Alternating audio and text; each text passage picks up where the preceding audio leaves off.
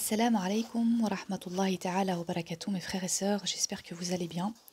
Nous allons continuer avec donc la profession de foi de Ibn Arabi, rahimahullah, et donc ce chapitre 4, l'imama de Abu Bakr, radiallahu anhu. La sentence laissée pour la fin et la perle gardée en réserve sur la connaissance des serviteurs les plus purs et ce qu'il faut croire et répandre à leur sujet. J'atteste avec une certitude catégorique que nos guides et nos chefs pour cette fonction de l'imama sont ceux dont Allah nous a informés dans sa révélation et nous a parlé dans sa récitation de leur état prédestiné, alors qu'ils étaient repliés dans le néant, couchés dans les berceaux du non manifesté, comme des jeunes gens dans la caverne de la générosité divine par ces mots, et fais de nous un guide, imam, pour les pieux, c'est-à-dire pour que par nous ils trouvent la voie vers toi. Et ils sont les guides des hommes promis à la béatitude, Ahl al-Sa'ada, ceux qui ont reçu par avance de nous la très belle récompense, c'est-à-dire d'entrer avec ceux qui les suivent au paradis dans la foi. Nous allons parler dans ce chapitre fondamental de l'imama, de la communication de son caractère obligatoire et de ceux pour qui cette fonction est nécessaire. Sachez que les hommes qui se tournent vers la Qibla sont en désaccord sur cette question de l'imama. Des gens affirment que le caractère nécessaire de cette fonction est une nécessité rationnelle, à aqlan. D'autres disent que c'est une nécessité traditionnelle, sam'an. C'est pourquoi ils ont eu des opinions différentes sur les modes de transmission de l'imama.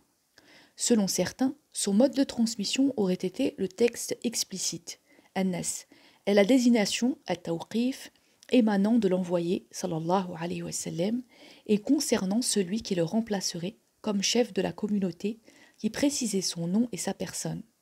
Selon eux également, il devait être infaillible, ma'soum, ce qui était admissible pour ses sujets ne l'étant pas pour lui. Il n'y a pas d'autre mode de transmission de l'imama à un homme de cette nature que la communication confirmée par la tradition du texte explicite le désignant personnellement, ou d'une action miraculeuse manifestée en sa présence. Selon d'autres, il fallait que l'imam, ayant cette nature infaillible, désigna son successeur qui aurait le même privilège parce que le texte explicite lui en avait fait une obligation. Et ainsi de suite pour le deuxième, le troisième, le quatrième, jusqu'à la fin des temps. Telle est l'opinion des imamiyas et de toutes les sectes firaq sur la personne de celui que le texte de l'envoyé, sallallahu alayhi wa sallam, avait désigné explicitement. Les Rawandiyas et leurs partisans tenaient pour l'imama d'Al-Abbas ibn Abd al-Muttalib, l'oncle du prophète sallallahu alayhi wa sallam, et prétendaient qu'il l'avait désigné par un texte, lui ainsi que son fils, le fils de ce dernier, etc., jusqu'à la fin des temps. Certains ont soutenu la thèse du texte désignant Ali, puis Al-Hassan, puis Al-Hussein, alayhum salam, ensuite l'imama sous forme consultative, shura, se transmettrait jusqu'à la fin des temps, du plus âgé au plus âgé.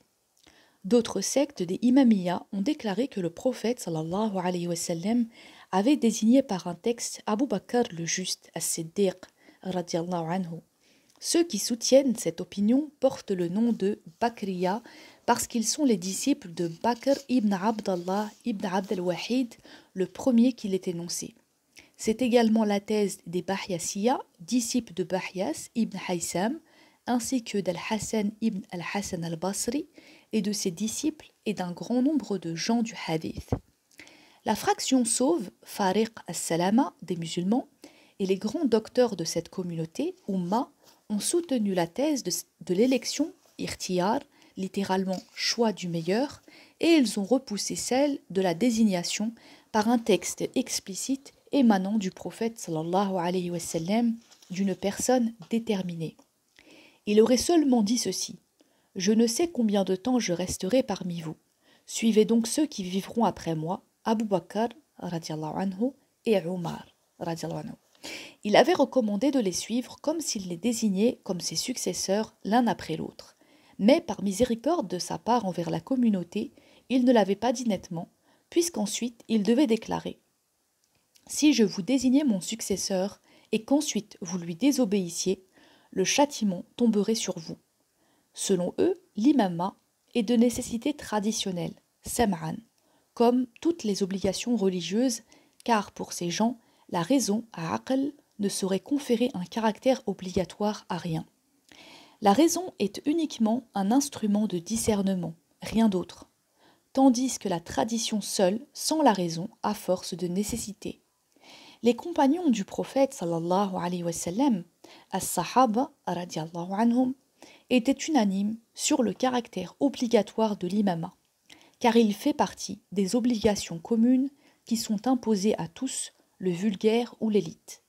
Il faut donc à chaque époque un imam qui soit le refuge de l'affligé, le recours du faible, qui protège la communauté, applique les peines légales et fasse exécuter les lois, prélève l'impôt foncier, répartisse les butins et les aumônes, soumette les oppresseurs et prenne la défense du faible contre le puissant. Il prend en charge, wakil, la communauté en tout cela, et représente, naïb, l'ensemble des fidèles. Il doit être bon musulman, et parmi ceux qui savent parfaitement commander et diriger seul. Il doit être de pure et bonne ascendance quraishite, et non d'une autre ascendance. Mais il ne lui est pas demandé d'être infaillible, mahsoum, dont on n'admettrait pas la moindre négligence ni la moindre erreur. Il lui est permis, comme aux autres hommes, de se tromper et de faire des fautes, de poser des questions en cas de difficulté, de consulter sur les affaires à régler et de s'en remettre à l'avis de quelqu'un d'autre dont il connaît le jugement sain et la loyauté. Il lui est permis aussi de prendre une décision et de revenir sur celle-ci pour une autre qu'il estime plus convenable. En tout cela, la communauté et lui sont égaux. La preuve sur laquelle s'appuient ceux-ci, les musulmans de saine opinion, pour affirmer le caractère obligatoire de la fonction de l'imam, est sa parole « Le voleur et la voleuse, tranchez-leur les mains » et « La fornicatrice et le fornicateur, flagellez chacun d'eux » et d'autres cas semblables pour lesquels le livre et la tradition du prophète sallallahu alayhi wa sallam exigent l'application des peines légales, hudud. La preuve scripturaire ou traditionnelle, dalil, suppose qu'il n'appartient pas au commun, al-awam, d'appliquer les peines, car cela mènerait aux contestations et à la sédition. La nécessité réclamait donc que quelqu'un fût chargé de cela pour la communauté et qu'il entendît les témoignages nécessaires pour faire appliquer les lois comme elles l'exigent et pour qu'il ne fût pas possible d'entraver les peines légales et les lois dans leur force contraignante. Le prophète sallallahu alayhi wa sallam est mort sans avoir installé un imam pour la communauté, ni avoir désigné personne par un texte explicite. Selon eux, les musulmans de saine opinion, la preuve qu'il n'avait désigné personne est le fait que l'imama a été installé après lui par élection, irtiyar, et qu'il y eut à son sujet discussion entre Abu Bakr radiallahu anhu et les Ansar radiallahu anhum le jour de la Saqifa, où il leur montra leur erreur dans les prétentions qui lui opposaient. C'est lui qui, le premier, discuta avec eux pour leur montrer la nécessité de l'imama et leur dit que c'était un devoir obligatoire, fard wajib, et qu'il était réservé uniquement aux Qurayshites. Ils se rangèrent alors à son avis et à sa décision. Leur revirement est dû à ce que leur dit alors Omar radiallahu anhu au milieu du tumulte. Ô assemblée des Ansar, je vais vous poser une question. Répondez-moi et après cela, vous déciderez si vous avez raison ou tort. Parle, lui dirent-ils. Je vous adjure de me dire, au nom d'Allah, si vous saviez que l'envoyé d'Allah sallallahu alayhi wa sallam avait confié la direction de la prière à Abu Bakr radiallahu anhu, de préférence à vous et à tous les autres, et que Abu Bakr avait dirigé la prière à sa place pendant 9 jours, alors que l'envoyé d'Allah sallallahu alayhi wa sallam était encore en vie. Par Allah, assurément, répondirent-ils.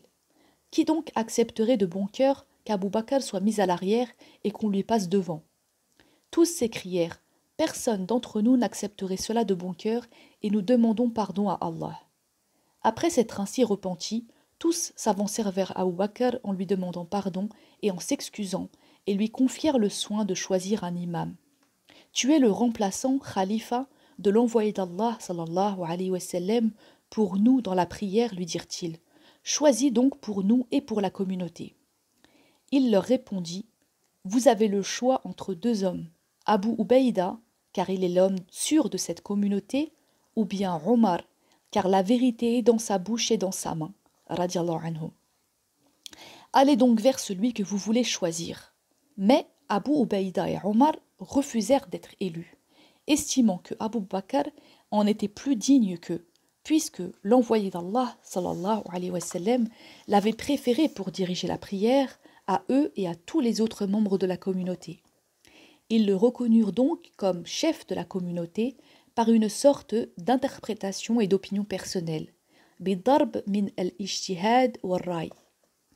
Si donc le prophète sallallahu alayhi wa sallam avait désigné quelqu'un par un texte explicite, il n'y aurait pas eu de divergence après lui, et Abu Bakr ni personne d'autre n'aurait pu indiquer quelqu'un d'autre que la personne désignée par le texte en question, car cela aurait été, à Allah ne plaise, de la rébellion contre Allah et son envoyé, une preuve de désaccord vis-à-vis d'eux, et cela aurait été outrepasser leurs ordres.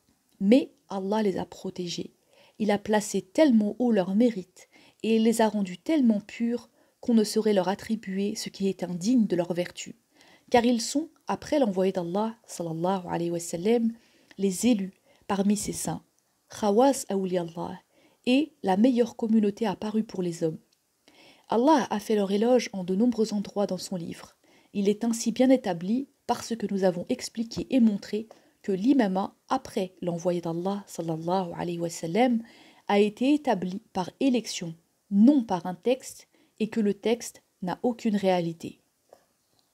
Il faut noter également que les Ansar radiallahu anhum étaient nombreux et occupaient un rang élevé dans l'islam. Allah, dans son livre, avait révélé leur gloire et avait fait leur éloge. Si donc le prétendu texte avait eu quelque réalité pour eux, il ne leur aurait pas été possible de ne pas tenir compte de celui qui l'aurait désigné, car ils étaient trop hauts et trop nobles pour faire une pareille chose. Mais comme le texte n'avait aucun fondement pour eux, ils crurent à la possibilité que l'un des leurs fût investi de l'imama. Ils mirent à leur tête Saad et le reconnurent comme chef en disant « Un chef de chez nous et un chef de chez vous les Qurayshites ». Lorsque on leur eut rappelé les paroles de l'envoyé d'Allah sallallahu alayhi wa sallam et sa désignation explicite de la tribu de Quraysh, ils surent quelle était la vérité, à savoir que l'imama appartenait aux Qurayshites et non à eux, ni à tous les autres membres de la communauté. Ils se rendirent alors à la vérité avec soumission, ce qui était tout à fait digne d'eux et concordait parfaitement avec leurs vertus. Ce qui confirme ce que nous venons de dire concernant la fausseté de la thèse du texte désignant nommément une personne, c'est la tradition suivante.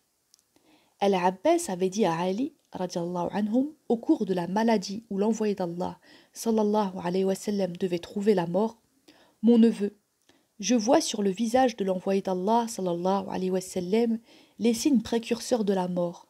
Allons ensemble l'interroger sur cette question de la direction suprême de la communauté après lui. » Mais Ali, alayhi salam, s'y était montré réfractaire et avait répondu « Puissais-je ne pas être celui qui entrera auprès de l'envoyé d'Allah, sallallahu alayhi wa sallam, pour lui annoncer qu'il va mourir ?» Si la théorie du texte avait quelque fondement, Al-Abbas n'aurait pas dit à Ali ce qu'il lui a dit. On rapporte également qu'Al-Abbas alla seul chez le prophète sallallahu alayhi wa sallam pour l'interroger sur cette fonction de l'imama, et que le prophète sallallahu alayhi wa sallam se tut et ne lui répondit rien, puis sortit ayant retrouvé un peu de la fermeté qu'il avait avant l'aggravation de son mal, et il fit ses dernières recommandations aux Muhajirun et aux Ansar ensuite. Al-Abbas demanda alors à un homme de dire au prophète sallallahu alayhi wa sallam « Ô envoyé d'Allah, adresse tes recommandations aux Qurayshites. » C'est ce que fit l'homme, et le prophète sallallahu alayhi wa sallam déclara « Je recommande seulement aux Qurayshites les musulmans. Les musulmans suivront fidèlement les Qurayshites dans cette direction suprême de la communauté. » Voilà qui réfute la thèse du texte désignant une personne déterminée. Toujours à propos d'Al-Abbas, on rapporte qu'après le départ d'Abu Bakr, Omar et Abu Ubaïda, radiallahu anhum, se rendant auprès des gens de la Saqifa, tandis que Ali et lui étaient occupés à laver le corps de l'envoyé d'Allah, sallallahu alayhi wa sallam, il dit à Ali, alayhi salam, « Étends la main, pour que je te fasse serment d'allégeance et que je sois le premier oncle qui ait fait acte d'obéissance à son neveu, et qu'ainsi personne ne s'oppose à toi. » Ali alayhi salam répondit nous sommes occupés à faire quelque chose de plus important que régler la question de la succession de l'envoyé d'Allah sallallahu alayhi wa sallam pour son enterrement. Si le texte avait eu une base réelle, il n'en aurait pas été ainsi. Une autre preuve de la fausseté de la thèse du texte explicite est que la question de l'imama est une question très importante, dont l'information a dû être répandue et rendue publique tout autant que celle de la nubuwa, fonction ou nature prophétique. Si donc le prophète sallallahu alayhi wa sallam avait désigné dans un texte explicite une personne déterminée, cela se serait passé au grand jour, car le cas de l'imama est comme celui de la nubuwa, puisque la fonction d'imam remplace khilafa, celle de prophète sallallahu alayhi wa sallam.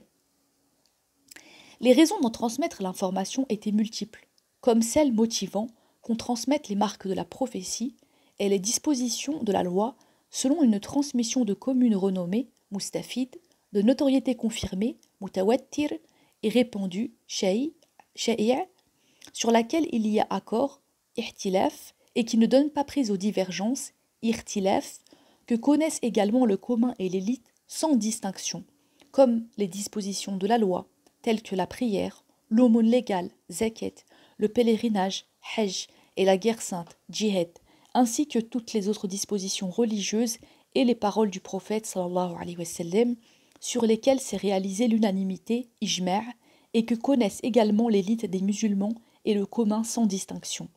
Il n'est pas possible d'admettre qu'une telle information ait été tenue secrète, comme cela était impossible pour les obligations religieuses, sans qu'il y ait eu contestation et querelle. Or, nous avons vu qu'il y a eu divergence au sujet de l'imama, et que chaque groupe de la communauté y prétendait selon son point de vue propre et sa tendance. Nous savons donc que la thèse de la désignation par le texte explicite est fausse et totalement inexacte.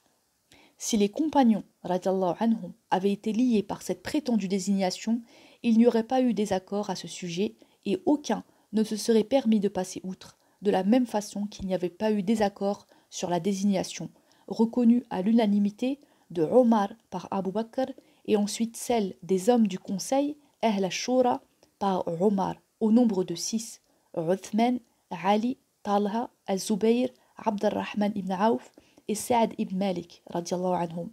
Chacun était d'un mérite trop grand et d'un rang trop élevé, et la désignation était trop claire et trop manifeste pour qu'il y ait eu désaccord et contestation. Et il est indiscutable que le prophète sallallahu alayhi wa sallam était d'un rang plus élevé et plus grand que Abu Bakr, Omar et les hommes du conseil. Que dis-je? Il les surpassait tous. Et s'il avait désigné quelqu'un, cette désignation aurait été nécessairement tout aussi manifeste et transmise, tout aussi bien que sa désignation de la tribu de Quraysh, d'une façon formelle pour assumer l'imama en ces termes. Les imams seront de Quraysh, et cette fonction de commandement, Amr, ne sera exercée que par Quraysh, et ce commandement ne cessera pas d'être exercé par Quraysh, et les musulmans devront suivre fidèlement Quraysh. De la même façon que nous ont été transmises ces désignations de gouverneurs et de juges tels que Ja'far ibn Abi Talib, Zayd ibn Haritha, Mu'ad ibn Jabal, Oussama ibn Zayd et Abdallah ibn Rawaha, entre autres, il en va de même pour le caractère manifeste de cette désignation personnelle. Il aurait été semblable à celui de la désignation de Omar par Abu Bakr et celle des hommes du conseil par Omar. L'élite de cette communauté et les grands docteurs repoussent la thèse selon laquelle le prophète sallallahu alayhi wa sallam aurait désigné explicitement une personne déterminée. Il a désigné seulement la tribu de Quraysh dans son ensemble et sans précision. Puisqu'il en est ainsi, on sait que cette désignation personnelle d'une personne déterminée est sans le moindre fondement. Celui qui prétendrait malgré tout qu'elle avait été faite en faveur de quelqu'un a tort et il doit être sévèrement traité, réprimandé et blâmé pour avoir attribué aux compagnons radiallahu anhum le fait d'être de connivence pour cacher cette nomination, dans l'intention de faire passer le commandement de la communauté à quelqu'un d'autre que celui qui était désigné. Celui qui soutient une pareille chose à l'égard des compagnons suit une voie qui n'est pas celle des croyants, et il fait preuve de rébellion envers ceux qui, après l'envoyé d'Allah, sallallahu alayhi wa sallam, le sceau des prophètes, sont les élus du Seigneur des mondes. Il est donc bien établi, parce que nous avons montré, qu'il n'a pas fait de désignation par un texte explicite, bien qu'il eût pu le faire. Cependant, il a accompli certains actes et il a prononcé certaines paroles qui ne sont pas loin d'être une désignation, s'ils n'en sont point une, et par lesquelles il a attiré l'attention sur celui qui était digne de cette fonction de commandement. Il s'agit du fait qu'il avait préposé Abu Bakr à la direction de la prière et qu'il l'avait placé devant la Qibla, l'orientation rituelle vers la Mecque, ainsi que de ses paroles « Allah et son envoyé refusent sauf à Abu Bakr ». Il y a également le fait qu'il lui donnait la préférence sur tous les compagnons pour lui servir de témoin dans ses alliances, ses engagements, sa correspondance et ses traités. Il y a aussi le fait que sa place était à la droite du prophète sallallahu alayhi wa sallam et qu'elle restait vide, que personne d'autre ne l'occupait quand il était absent. Il restait seul avec lui dans les délibérations. Souvent, le prophète sallallahu alayhi wa sallam disait « Je rends hommage à la vie d'Abu Bakr dans tout ce qu'il me soumet ». Quand il consultait les compagnons sur une affaire en son absence et qu'il le conseillait, il leur répondait « Pas avant que Abu Bakr ne soit là et que j'ai entendu son avis. S'il me conseille cela, je l'écouterai. » Il y a aussi le fait qu'il se rendait quotidiennement chez lui, sans manquer un jour, ou presque, tout le temps qu'il était resté à la Mecque, jusqu'au moment de son émigration à Médine. Le fait également qu'il n'y avait qu'Abu Bakr auprès du prophète sallallahu alayhi wa sallam, sans les autres compagnons, dans des circonstances graves, qu'il était seul avec lui dans le dé le jour de la bataille de Badr et au cours d'autres expéditions, ce qui fit dire aux Arabes au moment où la bataille faisait rage « Tu tiens beaucoup à ton compagnon ». Le prophète sallallahu alayhi wa sallam avait répondu « Allah m'a ordonné de le prendre comme ministre et conseiller, comme intime et compagnon. Et si j'avais à choisir un ami, Khalil, c'est lui que je choisirais. Mais il est mon frère, en religion, et il reste avec moi, et il est mon confident attaché. » Il faut citer également ce qu'il répondit à une femme venue le trouver pour lui demander un don. « Reviens me voir à un autre moment. » « Et si je ne te trouve pas, lui dit-elle, si tu ne me trouves pas, tu trouveras Abu Bakr. » Il avait acheté à un bédouin des jeunes chamelles en paiement différé, et le bédouin lui avait demandé « Et si je ne te trouve pas au cas où tu serais mort, qui me réglera mon dû ?» Le prophète sallallahu alayhi wa sallam lui avait répondu « Celui-ci », en frappant de la main sur la cuisse d'Abu Bakr radiallahu anhu. Entre autres faits du même genre que nous mentionnerons si Allah le veut, à propos de l'excellence de l'imama d'Abu Bakr. Tous ces éléments tiennent lieu de textes explicites, même s'ils n'en constituent pas un véritablement, du moins ont-ils éclairé ceux qui étaient partisans de son élection et qui se sont appuyés sur eux pour lui donner la préférence et faire l'unanimité sur sa personne. Selon une tradition, le prophète sallallahu alayhi wa sallam ne serait pas mort sans avoir attiré l'attention sur ceux qui devaient être ses 4 premiers successeurs et sur leur ordre de succession. Il aurait commencé par nommer Abu Bakr, puis Omar en second, Othman en troisième, puis Ali en quatrième. C'est ainsi qu'il aurait dit « Si vous confiez cette charge à Abu Bakr, vous trouverez en lui un homme physiquement faible, mais fort dans la religion d'Allah. Si vous la confiez à Omar, vous trouverez en lui un homme fort physiquement et dans la religion d'Allah. Si vous la confiez à Othman, vous trouverez en lui un homme compatissant et miséricordieux. Et si vous la confiez à Ali, vous trouverez en lui un guide bien guidé, Hadi Mahdi. » Si quelqu'un fait l'objection suivante à ce hadith, si cette tradition est authentique, Omar devait être nécessairement plus digne de l'imama que Abu Bakr, puisque l'envoyé, sallallahu alayhi wa sallam, a fait savoir que Omar avait à la fois la force physique et la force dans sa religion, alors que Abu Bakr était faible physiquement. Et celui qui possède ensemble les deux forces est plus digne que celui qui n'en possède qu'une. De même, pour le compatissant miséricordieux et le guide bien guidé, on lui répondra que cette remarque n'est pas un bon argument, car la force dans la religion d'Allah totalise toutes ses qualités. De même, si est exacte cette tradition qui dit que l'envoyé d'Allah sallallahu alayhi wa sallam a mentionné Abu Bakr en premier, sa prééminence en découle nécessairement parce que, de la part de l'envoyé, le mentionner en premier, c'était ainsi faire savoir quel était le rang de chacun et attirer l'attention sur leur choix de préférence aux autres, en montrant clairement leur supériorité sur tous les autres compagnons radiallahu anhum, et leur prééminence sur tous ceux qui croyaient en lui. Ainsi est bien établie leur supériorité et bien reconnu qu'ils étaient les meilleurs de ses compagnons et que leur hiérarchie dans le mérite correspondait au rang qu'ils devaient occuper dans la succession du prophète sallallahu alayhi wa sallam à la tête de la communauté. Sachez que la précédence de celui qui a le plus de mérite, al-fadl lil-fadil, dans cette communauté, ne résulte que du fait des qualités et non du lignage ou de la parenté. N'entendez-vous pas sa parole ? Ceux qui ont eu la foi et qui ont accompli les œuvres pies, ceux-là sont les meilleurs de l'humanité. Et le plus noble d'entre vous aux yeux d'Allah est le plus pieux. Et les proches awliya d'Allah sont uniquement les pieux. Ces versets et d'autres semblables vous montrent que la précédence de celui qui a le plus de mérite ne résulte que du fait des qualités et non du lignage ou de la parenté, car la foi est une qualité pour le croyant, et les œuvres pies sont les qualités de ceux qui les accomplissent. La différence entre les hommes de mérite, al-fudala, correspond à la différence de leurs qualités méritoires. Celui qui a davantage de qualités, grâce à son observance des devoirs religieux et au nombre de ses actions pieuses et bonnes, est grandement considéré. Sa valeur et son rang sont élevés, et il est supérieur aux autres. Il y a des degrés, darajat, entre les êtres de mérite, entre les anges, les prophètes et ceux qui sont au-dessous d'eux.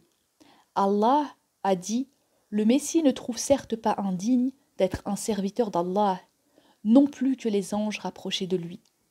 Et ceux qui portent le trône et ceux qui sont autour de lui, et Allah choisit parmi les anges des envoyés et parmi les hommes.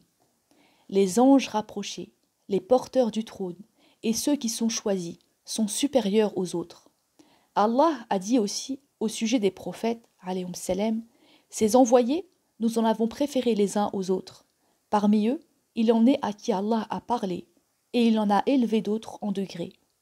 Parmi les prophètes, ceux qui sont envoyés, mursaloun, sont supérieurs à ceux qui ne le sont pas. Et parmi les envoyés, ceux à qui Allah a parlé, al-mukallamoun, sont supérieurs aux autres. Et au sujet des compagnons de notre prophète sallallahu alayhi wa sallam, qui sont les meilleurs des nations, afdalul umam, après les prophètes, Allah a dit « Ils ne sont point égaux aux autres ceux d'entre vous qui auront dépensé dans le chemin d'Allah avant la victoire et qui auront combattu. Ceux-là sont d'un degré plus considérable que ceux qui auront dépensé et combattu après la victoire. Il nous a ainsi fait savoir que celui qui a dépensé et combattu avant la victoire est d'un degré plus considérable que celui qui a dépensé et combattu après celle-ci. Le fait de dépenser dans le chemin d'Allah et d'avoir combattu sont donc deux qualités distinctives attribuées à celui qui dépense et qui combat. On avait demandé au prophète sallallahu alayhi wa sallam quels sont les proches d'Allah, awli Allah, et les proches de son envoyé. Et il avait répondu les pieux, al-muttaqoun. La piété, taqiyya, est donc elle aussi une qualité distinctive attribuée aux croyants pieux. Il est ainsi bien établi, par ce que nous avons expliqué et montré, que la précédence de celui qui a le plus de mérite ne résulte que du fait des qualités et de rien d'autre, et qu'il y a une hiérarchie des êtres de mérite entre les anges, les prophètes et ceux qui sont au-dessous d'eux. Considérez cela attentivement. Et maintenant que le principe de l'objet de la discussion a été reconnu, par cet exposé résumé et qui a débordé le flot de ses renforts au secours de la victoire malgré ses limites imposées, revenons à notre propos. Nous dirons donc ceci. Après la mort de l'envoyé d'Allah, sallallahu alayhi wa sallam, les musulmans eux-mêmes n'envisageaient personne qui fût considéré comme digne d'assurer sa succession à la tête de la communauté, parmi tous les compagnons, radiallahu anhum, les plus éminents et dans sa pure lignée, à l'exception de 3 personnes, Abu Bakr, Ali et Al-Abbas. Et c'est au sujet de ces 3 hommes que les musulmans étaient en désaccord. La thèse des Alides imamites, des Bakriya et des Abbasiya, qui prétend que le prophète sallallahu alayhi wa sallam avait désigné par un texte explicite l'un de ces 3 hommes, est fausse. L'argumentation décisive, hujja, qui la réfute, est la suivante. On répondra d'abord aux Bakriya que le fait que Abu Bakr radiallahu anhu ait indiqué quelqu'un d'autre que lui-même le jour de la Saqifa montre bien qu'il n'avait pas été désigné par le prophète sallallahu alayhi wa sallam, car autrement, il ne lui aurait pas été possible d'indiquer quelqu'un d'autre. Sinon, il aurait été en opposition avec la volonté du prophète sallallahu alayhi wa sallam, et son mérite est bien trop haut et son rang bien trop illustre pour qu'on lui attribue pareille chose, lui qui était le confident du prophète sallallahu alayhi wa sallam et son homme de confiance, Amin, dans toutes les affaires importantes et les décisions qu'il prenait, et qui avait été son remplaçant, Khalifa, pour diriger la prière de la communauté. On répondra ensuite à la fois aux Alides et aux Abbasiya que le fait que Ali et Al-Abbas aient reconnu fidèlement Abu Bakr montre bien qu'il n'y avait eu aucun texte désignant explicitement l'un des deux, car autrement, il n'aurait absolument pas pu s'enlever à lui-même la direction de la communauté et prêter serment d'allégeance à quelqu'un d'autre, sinon il aurait été alors en opposition avec l'envoyé d'Allah sallallahu alayhi wa sallam, montrant qu'il s'écartait des limites que lui avait tracées le prophète en lui donnant ses ordres, en lui confiant cette charge et en le désignant. Et même si cela devait entraîner sa perte, il lui était impossible de se dégager de cette charge et de l'abandonner, comme ce fut le cas de Uthman radiallahu anhu, qui ne pouvait abdiquer littéralement, se destituer de lui-même, an yakhla nafsahu, car l'envoyé sallallahu alayhi wa sallam lui avait dit « Ô Uthman, Allah te revêtira d'une tunique, si quelqu'un te presse de l'enlever ou te la conteste, ne l'enlève pas. » Et Uthman resta fermement fidèle à l'ordre de l'envoyé d'Allah sallallahu alayhi wa sallam, jusqu'à se faire tuer pour lui, que Allah soit satisfait de lui. Quand nous voyons deux hommes, Al-Abbas et Ali, faire acte d'obédience à un troisième, Abu Bakr, et cela sans que ce dernier ait brandi le sabre sur eux, ni ne leur ait distribué de l'argent, ni gagné leur cœur par quelque don que ce fût, nous concluons nécessairement à sa supériorité en mérite vis-à-vis d'eux, bien établie à leurs yeux, et unique raison de leur allégeance, convaincus qu'il était plus digne qu'eux de la charge qu'on lui avait confiée et de la confiance qu'on avait mise dans ses capacités. Des traditions, dont la garantie est solide par plus d'un côté, ont rapporté que l'acte d'obédience, bay'a, de Ali et Al-Abbas à Abu Bakr, avait déjà été fait alors que l'envoyé d'Allah sallallahu alayhi wa sallam n'était pas encore enseveli. Abu Bakr en avait terminé avec l'affaire de la Saqifa, il avait obtenu la caution des Ansar, avait reçu le serment d'allégeance et avait fait l'unanimité sur sa personne. Accompagné de Omar et Abu Ubaïda, il était alors revenu. Ils entrèrent dans la maison de l'envoyé d'Allah sallallahu alayhi wa sallam pour assister aux derniers préparatifs en vue de son enterrement. Ce fut Al-Abbas qui rencontra le premier Abu Bakr sur le seuil. Il avait été informé de la discussion qu'il avait eue avec les Ansar et des paroles qui avaient été échangées, des arguments décisifs qu'il avait établis contre eux, des indications et des preuves qui les avaient convaincus, telles que le fait que cette fonction de commandement était réservée aux Qurayshites et à nul autre et que les musulmans devaient se soumettre à eux fidèlement. Il avait appris aussi que les gens avaient fait l'unanimité sur sa personne et lui avaient prêté le serment d'allégeance. C'est donc au retour d'Abu Bakr à la maison de l'envoyé d'Allah, sallallahu alayhi wa sallam, que Al-Abbas lui serra la main et lui dit « Nous avons appris toutes tes difficultés, et louange à Allah qui a apaisé la haine grâce à toi et pour toi, qui a éteint les feux de la sédition fitna grâce à l'excellence de ton jugement et à ta bonne foi, qui a maintenu ce commandement de la communauté chez les Qurayshites grâce à toi, sans qu'un élément étranger s'y introduise, grâce à ton influence bénéfique, Yumn, et à ta bénédiction, Baraka, car tu n'as cessé d'être béni et favorisé, assisté et dirigé vers ce qui est juste, et la façon dont tu as agi n'est pas étonnante de ta part pour ceux qui te sont proches, et elle fait indéniablement partie de tes efforts pour te concilier les bonnes grâces d'Allah, que Allah te récompense bien pour ta belle conduite, qu'il assiste cette communauté par tes soins vigilants, et qu'il t'aide par sa grâce et sa générosité pour les affaires de la communauté dont il a fait de toi le gardien. Ali alayhi salam s'avança vers Abu Bakr radiallahu anhu quand son oncle eut fini de lui présenter ses vœux et lui dit à son tour « Les Ansar s'étaient comptés à eux-mêmes des mensonges par Allah. S'ils nous avaient frustrés de ce commandement, la terre se serait refermée sur eux, et les montagnes les auraient engloutis dans leur sein. Mais Allah veillait sur eux et leur a fait accepter ce qui était véridique, et il leur a concilié nos cœurs en les faisant revenir à la vérité. Serait-il possible de porter atteinte à l'envoyé d'Allah sallallahu alayhi wa sallam dans son jugement et de contrevenir à son ordre en tenant à l'écart sa tribu et ses proches Qurayshites, qui sont les hommes les plus élevés en dignité et qui tire à eux les pans de son mérite et de son lignage, par Allah, cela ne saurait arriver tant qu'il nous restera le plus léger souffle de vie et assez de force, littéralement, et un œil qui clignote. Mais Allah soit loué, qui nous a défendus parfaitement, qui a fait rentrer dans le fourreau le sabre de la sédition, qui a réalisé la concorde et a maintenu le commandement de la communauté, là où se trouve son origine et sa source, pour qu'il ne fût pas écarté de ceux qui en étaient dignes et qui y étaient destinés, qu'il soit loué par d'abondantes louanges bénies. Ces paroles de Ali et d'Al-Abbas sont un parfait et authentique acte d'obédience bay'a envers Abu Bakr et expriment leur satisfaction de la façon dont il avait mené l'affaire avec les Ansar, satisfaction également que le pouvoir lui était reconnu. Il n'y a dans cet acte d'obédience aucun défaut ni rien de caché. Il faut ajouter à cela que Abu Bakr ne s'est pas précipité sur la succession du prophète, sallallahu alayhi wa sallam, al-khilafa, le califat, mais au contraire qu'il l'a fui selon ses propres paroles. Si je n'étais pas cerné, il voulait dire contraint, au sujet de ce commandement, je ne l'accepterai pas. Puis il devait dire relevez-moi de cette charge, relevez-moi à Aqiluni. Et ce fut Ali qui fut le premier à lui dire non, par Allah, nous ne te relèverons pas de ta charge et nous te demanderons pas de démissionner. L'envoyé d'Allah, sallallahu alayhi wa sallam, t'a proposé pour diriger notre prière. Qui donc te révoquerait, littéralement te mettrait à l'arrière, de la charge de succession au prophète sallallahu alayhi wa sallam sur nous. Tu as été confirmé, uthbita, que Allah te rende ferme, tabbata ka, et nous soit propice grâce à toi et par toi.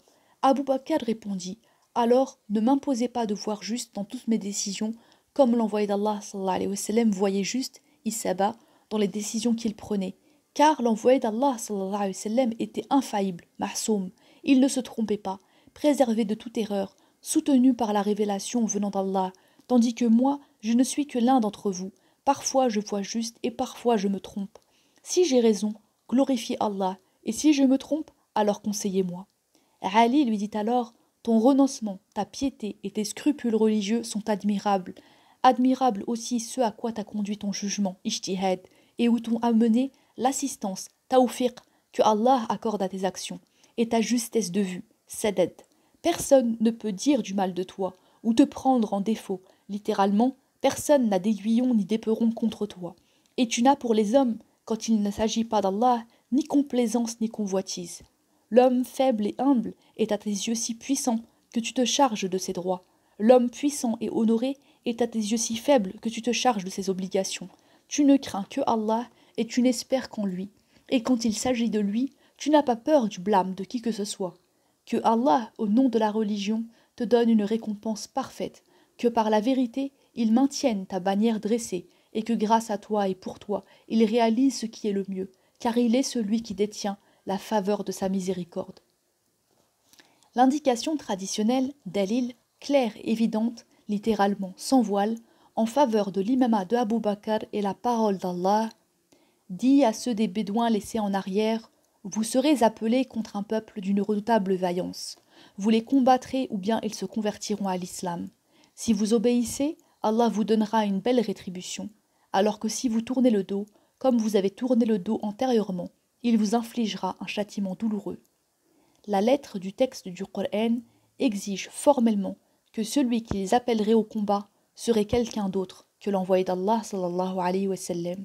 D'après son autre parole, dit « Vous ne partirez plus jamais avec moi en campagne, et vous ne combattrez plus aucun ennemi avec moi. » Après la révélation de ce verset, ceux qui étaient restés en arrière, al-Mukhallafoun, attendaient qu'on les appelât contre le peuple d'une redoutable vaillance, Ulul Ba's, pour laver de leurs âmes le péché de leur première abstention, et leur attente était pour quelqu'un qui viendrait les appeler après le prophète sallallahu alayhi wa sallam, tout espoir d'une campagne avec l'envoyé leur étant fermé parce que le Coran avait révélé à leur sujet.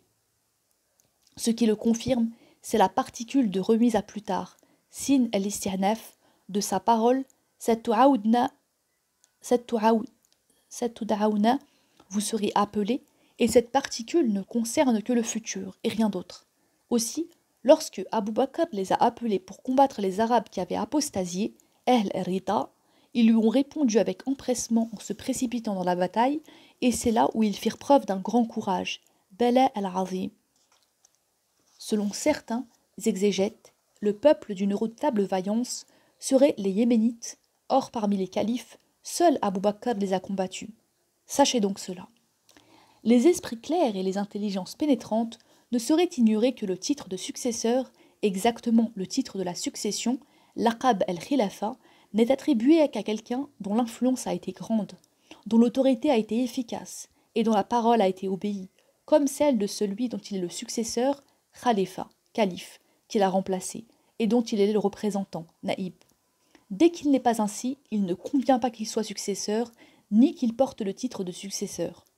Or, ne voyez-vous pas que, lorsque Abu Bakr a succédé à l'envoyé d'Allah sallallahu alayhi wa sallam pour diriger la prière, il l'a remplacé exactement, se tenant à la même place que lui, sans que personne ne s'interpose ni fasse obstacle, accomplissant la prière de la même façon que l'envoyé l'accomplissait et la dirigeait devant ses compagnons.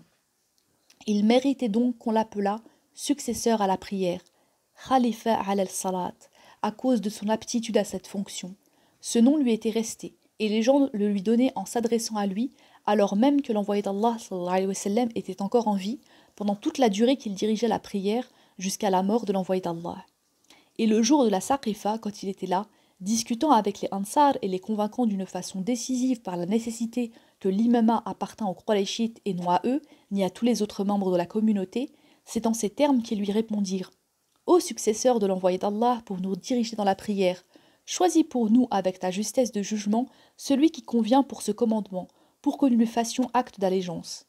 Il avait alors indiqué le choix entre l'un des deux hommes, Abu Ubaïda et Omar, qui refusèrent cette charge. Mais ils avaient remarqué que les Ansar l'appelaient successeur de l'envoyé d'Allah.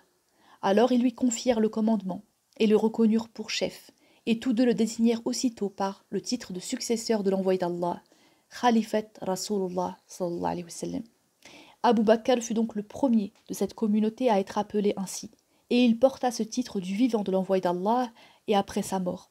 La première succession est la succession à la prière, la seconde est la succession à la tête de la communauté, Khilafat al-Baïda, et le commandement al-Imara.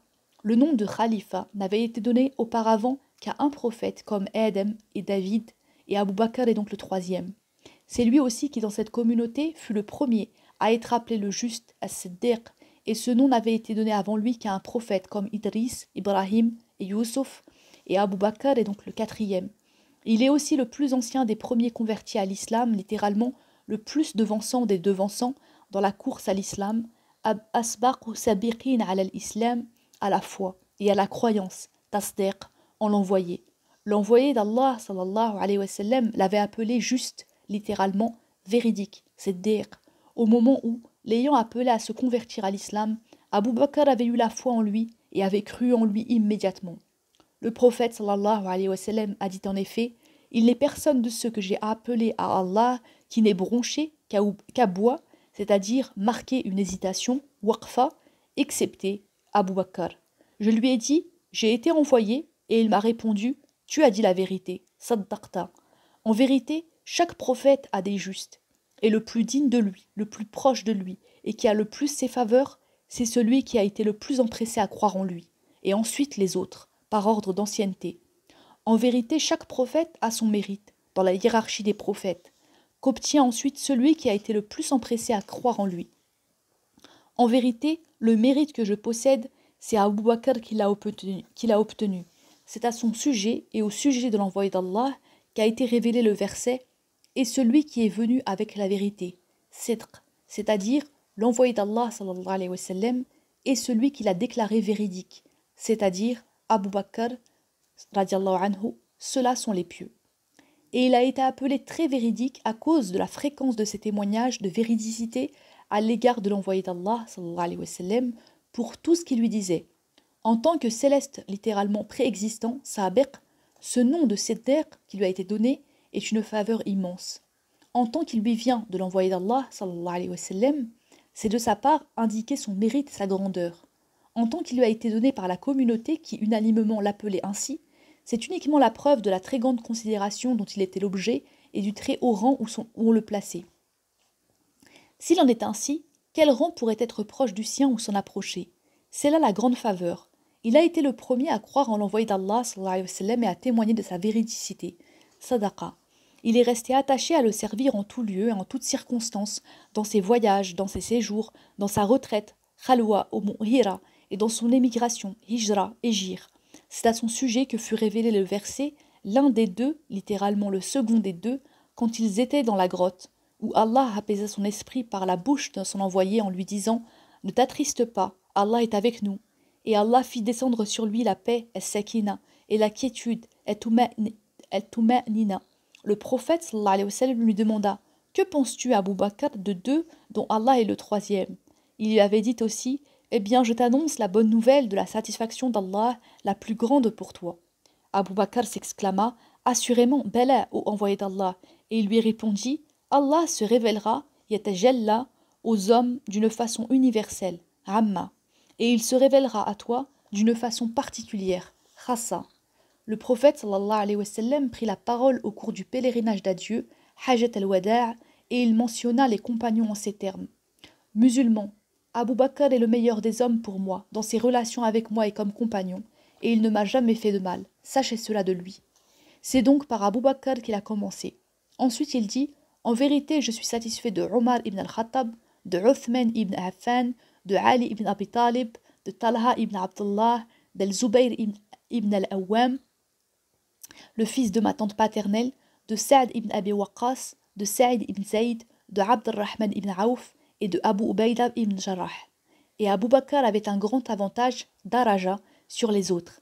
C'est que les plus illustres des premiers musulmans, as-Sabiqa, s'étaient convertis à l'islam par son intermédiaire, comme Omar, Talha, al-Zubayr et Abd al-Rahman ibn Aouf. Il avait notamment rencontré Omar ibn al-Khattab et lui avait reproché de tarder à se convertir. Il lui avait démontré, Barhana, l'authenticité de la qualité de prophète de Mohammed sallallahu alayhi wa sallam, et de sa qualité d'envoyé divin. Et il lui avait montré la vérité, si bien que Omar s'était soumis et s'était rendu auprès du prophète. Du temps même de l'envoyé d'Allah, les compagnons avaient des égards particuliers pour les premiers musulmans, pour le plus méritant d'entre eux, Al-Afdal, et pour les autres, selon leur mérite, à cause de l'abondance des louanges d'Allah et de son envoyé à leur endroit, et de la protection que leur présence assurait à la religion d'Allah, din Allah. Par les indications et les preuves évidentes que nous avons exposées, d'une manière résumée et brièvement, il est clair pour vous qu'Abu Bakr a la précédence sur les plus éminents des compagnons, radiallahu anhum, qu'il est le meilleur d'entre eux d'une façon absolue, et qu'il est, après les prophètes et les envoyés divins, le meilleur des premiers et des derniers de toute l'histoire de l'humanité. Si sa supériorité, son autorité, son rang spirituel, littéralement, son rang du point de vue de la religion, la considération de l'envoyé d'Allah à son égard, n'avait pas été bien ancrée dans l'esprit des compagnons, ils ne se seraient pas empressés à lui faire acte d'allégeance, bay'a, sans avoir eu besoin de réfléchir. Et ils n'auraient pas été unanimes sur la parfaite sincérité de son intention et sur les qualités que nous venons de mentionner entre beaucoup d'autres semblables tels que sa science des secrets de la prophétie, Nubuwa, et de la mission, Risala, de Muhammad sallallahu alayhi wa sallam, et du livre qui apporte la lumière, Al-Kitab al-Munir, le degré de l'état spirituel de servitude, Ubudiyya, qui lui était indissolublement attaché, Luzumuhu, et au sommet duquel il se tenait, sommet qui est l'ombre de la prophétie, Dhil al-Nubuwa. Il y a aussi, rappelons, le fait que l'envoyé d'Allah l'avait nommé son remplaçant pour diriger la communauté à la prière, et cela à juste titre. Il avait dit à son sujet, une assemblée au milieu de laquelle se trouve Abu Bakr ne doit pas placer à sa tête pour diriger la prière quelqu'un d'autre que lui. Et il avait confirmé cela par une autre de ses paroles. Quiconque place à la tête d'une assemblée Qawm, un homme, alors qu'il sait qu'il y a au milieu d'elle quelqu'un de meilleur, commet une injustice et une iniquité. Également lorsqu'il a dit au pèlerinage d'adieu, musulmans, prenez comme imam le meilleur d'entre vous, car il est votre intercesseur, Shafi', considérez donc qui vous choisirez comme intercesseur. Ce qu'il y a derrière toutes ces paroles suffit à indiquer la faveur que représente sa désignation pour la direction de la prière. C'est à lui que le prophète donna l'ordre de diriger la prière, malgré les interventions de l'une de ses femmes qui l'avait fait s'emporter et s'écrier « Vous êtes comme les petites femmes Suwaybihat de Joseph. » Allah et son envoyé refusent, sauf à Abu Bakr.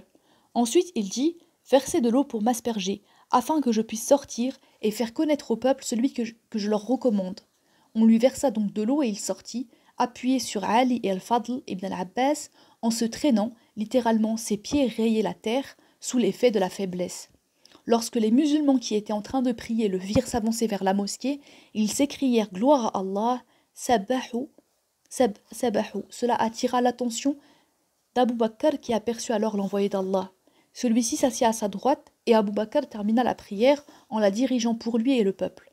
Quand la prière eut été achevée, le prophète sallallahu alayhi wa sallam tourna son visage vers les fidèles et sa recommandation, Ahd, fut la suivante. Musulmans, nul prophète ne meurt sans avoir mis à sa place le meilleur de sa communauté, qui devient ainsi son imam et celui de sa communauté, littéralement, qui le dirige en se plaçant devant lui. Mais quand il sortit pour désigner un peu au peuple celui qu'il leur recommandait, cette désignation n'était pas autre que celle de son remplacement pour la prière par Abu Bakr, et il n'y avait dans ses paroles rien d'autre que ce qu'il a dit. S'il a agi ainsi uniquement de son propre avis, de sa propre décision et de son propre jugement, c'est déjà une chose d'une importance considérable, et si, sous l'effet d'une inspiration venue d'Allah, qui lui en aurait donné l'ordre, c'est encore bien plus extraordinaire, voire même s'il n'était pas établi que c'était une inspiration divine, car il a fait savoir que la coutume des prophètes qui l'ont précédé était de ne pas mourir sans avoir mis à leur place le meilleur de leur communauté, qui devenait ainsi leur imam. Or, tous les prophètes ne disent rien concernant les questions religieuses, diyanet, sans une inspiration venant d'Allah et une instruction, tawqif, divine. C'est là un degré extraordinaire dans la précédence, fadl, pour lequel personne ne peut rivaliser avec Abu Bakr, et que personne ne peut lui disputer. C'est aussi le dernier acte accompli par l'envoyé d'Allah, sallallahu alayhi wa sallam, son ultime commandement en matière de religion et son testament. C'est là-dessus que se sont basés les compagnons, radiallahu anhum, pour donner la préférence à Abu Bakr et l'élire à la direction de la communauté, puisque le dernier acte accompli par l'envoyé d'Allah, sallallahu alayhi wa sallam, avait été de le préférer à eux et de le choisir pour diriger la prière. Il ne pouvait pas passer outre à la décision de l'envoyé d'Allah, ni préférer à Abu Bakr quelqu'un d'autre, en aucune façon, et pour aucune raison, et ils proclamèrent « La prière est la base de la religion, Imad ad-Din, et celui que le prophète a agréé pour notre religion, nous l'agréons pour nos affaires temporelles, dunya. » Celui qui prétend, après cet exposé et ces éclaircissements, sous une forme abrégée, qu'un autre que Abu Bakr était plus digne que lui d'être préposé taqdima à l'imama, porte dans son fort intérieur un jugement défavorable sur l'acte de l'envoyé d'Allah sallallahu alayhi wa sallam et sur son ultime recommandation, Ahd. Il conteste sa décision et sa prescription, Aqd, et se permet de tourner en dérision l'opinion des compagnons et de discréditer littéralement, affaiblir, ihan, leur jugement, ijtihad, quand il s'est agi de lui prêter serment d'allégeance et de le suivre fidèlement. Allah a placé trop haut leur mérite pour qu'ils aient pu, en matière de religion, se laisser aller à des opinions subjectives et passionnelles, hawa, et il a mis trop haut leur dignité pour qu'ils aient été de connivence dans des machinations, alors que ce sont des hommes dont la gloire et les louanges ont été proclamées dans le Coran et la tradition. La meilleure communauté a apparu pour les hommes, qui ont agi sainement et unanimement quand ils ont mis à leur tête Abu Bakr, en le choisissant librement, irtiyaran, et non pas sous l'effet de la contrainte, ittiraran. Nous savons que les premiers musulmans, Ahl al-Sabiqa, Muhajirun, aussi bien que Ansar, ne l'ont placé à leur tête qu'à cause de sa supériorité sur eux en mérite et parce qu'ils étaient convaincus qu'il était plus digne qu'eux de commander. Je témoigne formellement, ashhadu, que l'homme égaré, ad-dal, est celui qui se sépare d'eux, qui attaque leur opinion et prétend qu'un autre était plus digne que lui d'être préposé à l'imama.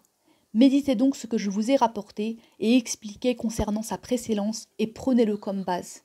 Que la paix la plus complète soit sur celui qui s'est amélioré, qui est devenu bon et à qui il a été donné de comprendre ce qu'on lui dit. Dans le prochain chapitre, Inch'Allah, nous verrons l'imama de Omar, radiallahu anhu. Wassalamu alaikum wa rahmatullahi ta'ala wa barakatuh.